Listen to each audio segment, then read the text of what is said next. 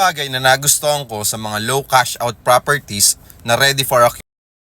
Number 1, low cash out. Kasi bihira lang tayo makakita ng properties na walang down payment or walang spot down payment. Normally kasi meron talagang 5%, 10%, 15%, up to 20% down payment. So kung first time investor ka or property investor, first time mo talagang bibili ng property, okay na okay talaga mag-start sa low cash out ng mga developer or properties na maliit lang talaga yung ilalabas mo. Pangalawa, ready for occupancy na. Kasi kapag nalipatan mo na tong property, it's either titirahan mo kung nagre-renta ka or papaupahan mo na kagad. So yun ang magandang advantage kapag low cash out, no down payment at ready for occupancy. Madali mo kagad magagamit yung property.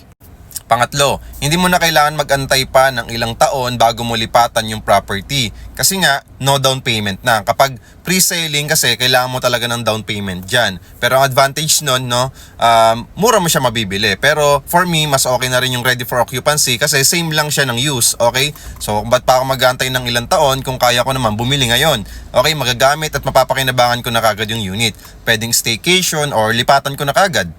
So kung naghahanap ka ng affordable property for only 10,000 to 25,000 cash out only na ready for occupancy, no down payment, malapit sa lahat, convenient, harap ng MRT4, at higit sa lahat, no hidden charges at lifetime ownership. Just follow me and message me and huwag kalimutan mag-heart. Thank you!